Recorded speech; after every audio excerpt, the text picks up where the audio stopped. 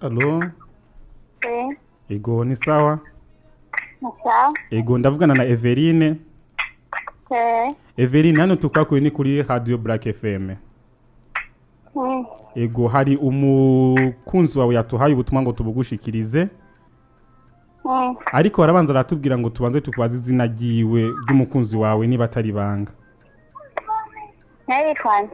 Aha ni kuri Radio Black FM tukwani ni kuri radio tukwakuye.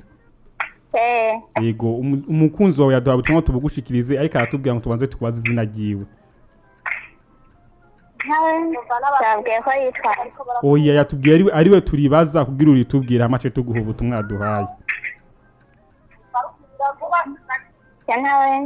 Nta mukunzi ufise Evelyne?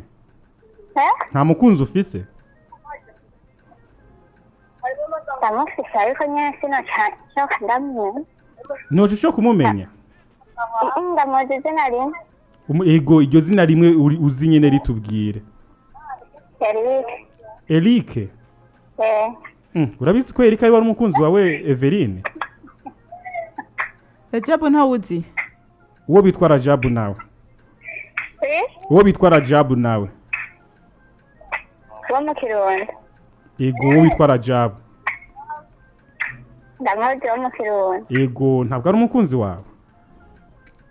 Ngwane. Ni gwawe? Ubwo ni uwa kabiri, uwa mbere ni Eric, uwa kabiri ni Radjabu. Oya naenda uvuzuko kubera haheze igihe kinini tutabona. Na Radjabu. Ego hari ubutumwa rero Radjabu yari yaduhaye ngo tugushikirize buza gusa n'ivyo bintu uvuze. Yatubwiye ati kuva waduga ruguru wamusezeranije yuko uzogaruka. Ariko waciye uhinduka ntukimwitaho ntukimuvugisha ntukinamwerekwa. Ati arakwinginze umubwire niba urugendo mwene mwatanguranye rw'urukundo rwarahagaze iwawe canke se rukibandanya mu gihe we umutima yumva uremerewe. Evelyne. Yatwandikiye atubwira ati yakomeje atwandika atubwira ati umutima we uraremerewe yarazi yuko urukundo rwanyu ruzoba urukundo gukuri atarwa rukundo kubeshanya ariko warajura ruhindura.